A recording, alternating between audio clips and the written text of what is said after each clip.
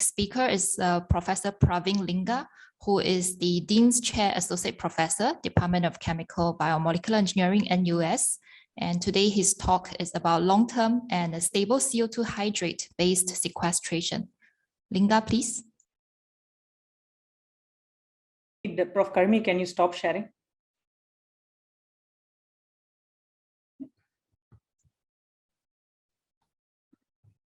Okay, so hope you're able to see my screen. Yes. Can you go to the, yeah, perfect.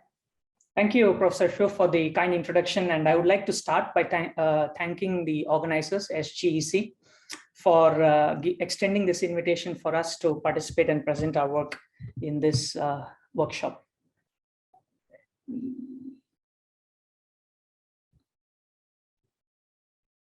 Okay. So the previous three speakers spoke about CCS in general, with my colleague Prof. Saudan focusing on the capture part, whereas Prof. Lisak touched upon both capture as well as utilization part of it. So I'm going to focus on a different aspect of CCUS, which is the sequestration part. So, well, CCSU is a key enabler. By now, the audience is familiar with this. And I would like to say sequestration is central to it, as highlighted by Prof.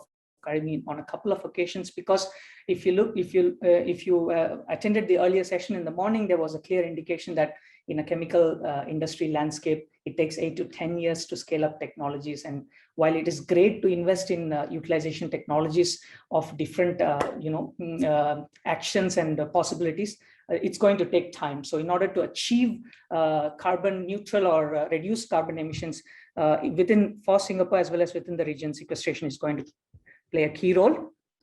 And CO2 sequestration currently is done all around the world in the form of saline aquifer storage, or in the form of depleted oil and gas reservoirs where EOR operation is conducted, whereby CO2 is sequestered while more oil and gas is produced, right? As we speak, there are 26 CCSU projects around the world, with most of them around USA at a pilot scale data.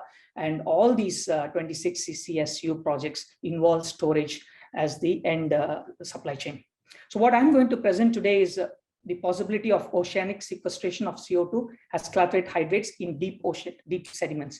So the focus here is essentially this red box here, right? Where we are envisioning sequestering CO2 deep ocean below the oceanic sediments, and my talk is going to tailor on that, right? If you look at how much capacity is available in the form of to store CO2 in the form of hydrates below the oceanic sediments, we are looking at capacities as high as 100,000 gigatons of CO2. Now, relatively speaking, this is how much we need to avoid by 2060, not Singapore, the entire globe or the entire world. And if you look at this red dot here, relatively to how much volumes are available for storage, that dot is about 40 gigatons of CO2 that we emit annually at a global scale. Now, before I move into the actual topic, I would like to give some context why it is important or relevant to Singapore and ASEAN region. Developing technologies for CCS in Singapore can have a broader regional, ASEAN as well as global impact, right? Because technology development is a key driver. Singapore's target is to reduce CO2 emissions by 14 million tons by the year 2030. That means there is going to be some level of activity on the storage sequestration side, in addition to utilization, hopefully maturing by then, right? That means it provides an opportunity for Singapore to develop CO2 grid or carbon grid as highlighted by Prof. Karimi to a certain extent, right? Because why? Singapore doesn't have storage sites. So we are looking at beyond Singapore to store and sequester CO2. So I'm going to present a new idea to store CO2 in the form of hydrates. Please allow me to introduce hydrates. So if you look at hydrates, hydrates are actually ice-like substances that are formed by water and guest molecules. In this case here, what you see here is water cages locking a CO2 molecule. So if you look through naked eye, it looks exactly like ice. Hydrates look like ice, right? But they can trap a lot of gas molecules inside. Right. So in order to form hydrates, naturally, because I told you they look like ice, one would need low temperatures. Not necessarily you have to be below the freezing point of water. You can form hydrates above the freezing point of water. And you would need a certain high pressure to form these substances or materials. Right? There are more than 70 different guest molecules that can be accommodated in these ice-like cages in the form of clathrate hydrates. Now, in the context of CO2 sequestration, I'm glad that we still have more than 100 people in the audience. So that means the excitement level of this workshop's topic is amply clear. To the audience out there, there would be two lingering questions in your mind, right? How could you sequester CO2 in the form of hydrates in the oceanic sediments? The second question is, are these substances or materials going to be stable? So please allow me to address the first part of it. Where do you form CO2 hydrates? How do you form CO2 hydrates? I highlighted in the earlier slide. I'm going to now focus on where can we form CO2 hydrates in nature. What you see here is a pressure versus temperature plot, and also you have depth from the sea surface as one of the y-axis, right? What you see here is a green color line. This is the hydrothermal gradient line, and the blue color line is the CO2 hydrate equilibrium curve. Perhaps chemical engineers in the audience would know, understand this phase equilibrium characteristics. So that's the phase equilibrium for the three-phase CO2 gas, liquid, solid boundary. And what you see here is 1,000 meters from the sea surface as an example. So that's our sea surface. Now, if you look at where you can form hydrates in nature, you see this intersection BCD, where the geothermal gradient, the brown line, cuts across the CO2 hydrate equilibrium curve, and that this triangle is where you can form hydrates. This usually runs a few hundred meters from the sea surface down. It depends on the geothermal gradient, as you see in the figure here, right? So that's where you can form CO2 hydrates in nature. Now, then the second question is, will CO2 hydrates, if you form them there, be stable, right? So I would like to address that by bringing an example from nature. Nature has been storing methane in the form of hydrates in these locations for millions of years. What you see on the right side of the slide is red and blue dots where scientists have discovered, companies have discovered, recovered samples of methane hydrates all around the world along the continental shelves. So nature has been storing them, and these hydrates have been stable for millions of years. So then the apparent follow-up question that would come into your mind is, what is the connection between CO2 hydrate and methane hydrate? Both CO2 hydrate and methane hydrate form the same structure. And from a thermodynamic standpoint, CO2 hydrates are more stable than methane hydrates if you compare on a similar conditions. So that's the take-home message. Nature has provided us a solution that if you form these substances in such locations, they will remain stable for millions of years. So then the question then is, why haven't we done that yet? In the early 2000s, there were a couple of failed tests where CO2 was injected in the ocean, not below the sediments. And that test was done by MBA RI in San Francisco. It did not materialize, right? So then we joined hands with ExxonMobil team and we started looking at this problem, right? Then the key question we wanted to address in the first phase of the project with ExxonMobil that ended last year was, can we form hydrates in these locations quantifiably, and how stable would such hydrates remain? So this was the key question we wanted to address in that project. And we focused quite a bit of effort on that, and I'm going to highlight some results to the audience today. Right? We completed that phase 1 project, and right now we are in phase 2 with the ExxonMobil team, and this is ongoing, and this is also part of the proposal that we have put up for LCER. And as the previous speaker highlighted, we are also hopeful that we would succeed so that we could expand some of the work we are doing with ExxonMobil with the support of the government agencies. So our key target now that is ongoing with the phase 2 is to do a complete proof of concept validation, and also an automated lab scale system, scalable system. Right? That's where our focus is. But today I'm going to focus on the phase 1 results that we have obtained so far. And I'm sure we are still far away from going into the commercial scale for this technology, which would be a field scale, large scale deployment of this technology, but that is still a few years ahead. And we must still cross the valley of death, which is usually between TRL 3 to TRL 7, as also highlighted by the morning speakers. So in order to answer the question I raised earlier, can we form CO2 hydrates? And then the second part is how stable would such hydrates be in a certain time period. So in order to do that, we had to form hydrates. We actually have built a state-of-the-art experimental facility, which was actually modified. We had this facility earlier where we used to use it for methane hydrates, and for this project, we modified it. So in essence, we want to simulate this feature. We want to form hydrates inside the sediments. What you see there, the yellow color is the sediments, and then the white mass there is hydrates. We want to form it, and then we want to continuously monitor it by simulating oceanic conditions. When I say oceanic conditions, then you have to create a water table, which could be water, eventually brine solution, and then we want to monitor the stability. That was the key objective of our first phase project. And here you see here how the reactor looks like in naked eye. It's a 1 liter high pressure reactor. And these are some of the examples, images of what we can visualize through a high-speed camera horizontally, as well as top view, which is the top part, as you see here.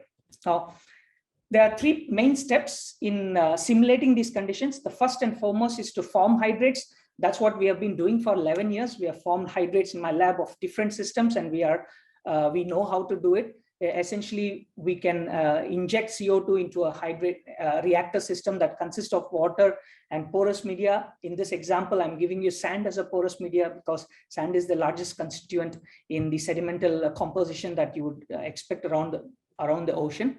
So then you inject CO2 into these locations, you form hydrate. That's the first step. I'm not going to go into the details. What you visualize here is hydrate formed inside the bed, which is not obviously visible, but you also have some of that hydrate which has creeped up just above the sand surface, right? Once you are done with the first step, the second major step is to convert a water table. You inject water into it, and then you observe the stability. So that's what we do. I'm going to give a snapshot. When you observe stability, which is the third step here, you are continuously monitoring the system inside, right? You have water which is on top of the hydrate sample, you have some hydrate above the surface of the sand, and you have lots of hydrate inside the bed. And this is a 12-day test period where we continuously monitor temperature and pressure. You know that the average temperature of the oceanic seafloor is 4 degrees Celsius at the seafloor range. So we have simulated that 4 degree.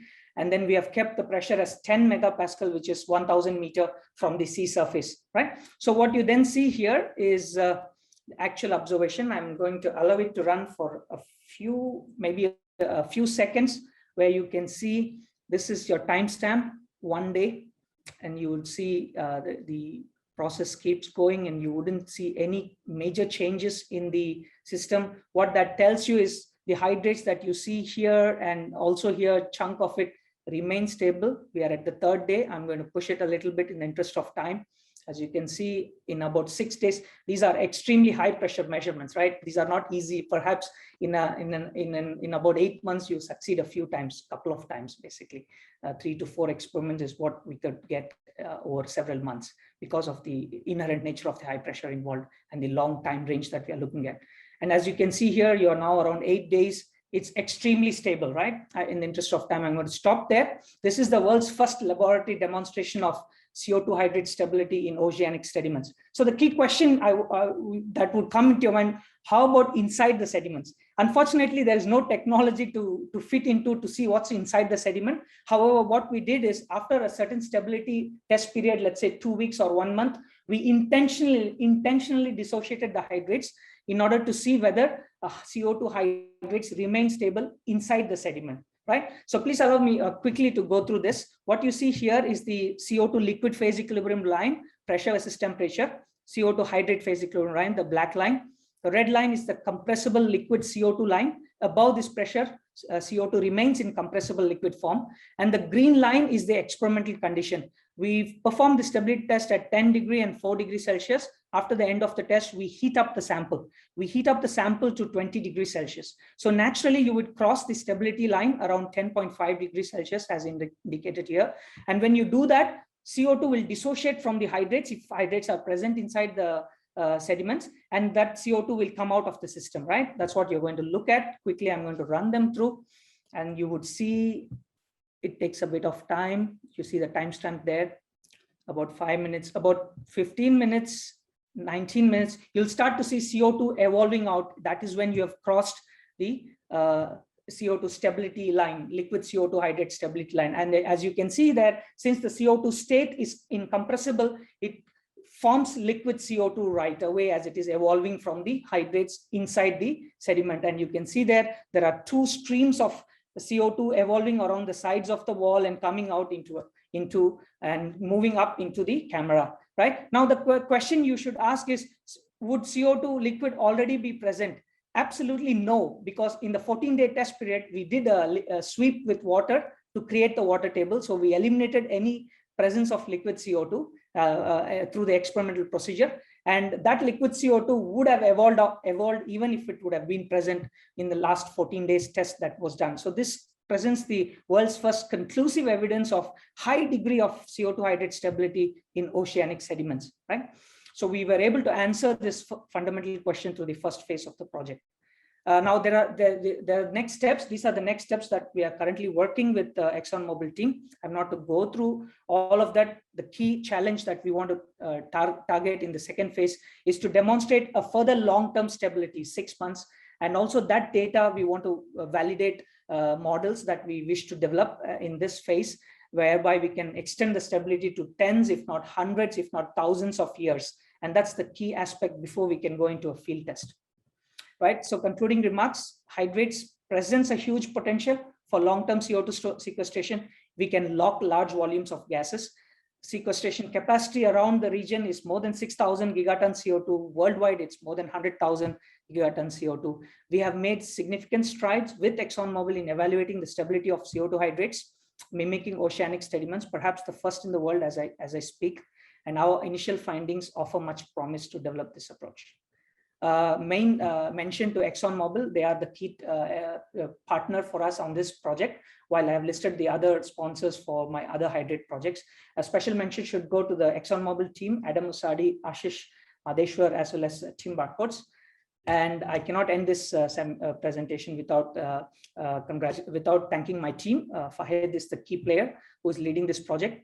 And also because started to work on it, and Himanshu was a master's student who graduated working on this project. So with that, I would like to thank you all for your time and patience. Thank you, Professor Linga, for sharing with us interesting talk. We have time for one short question, if anyone has a question.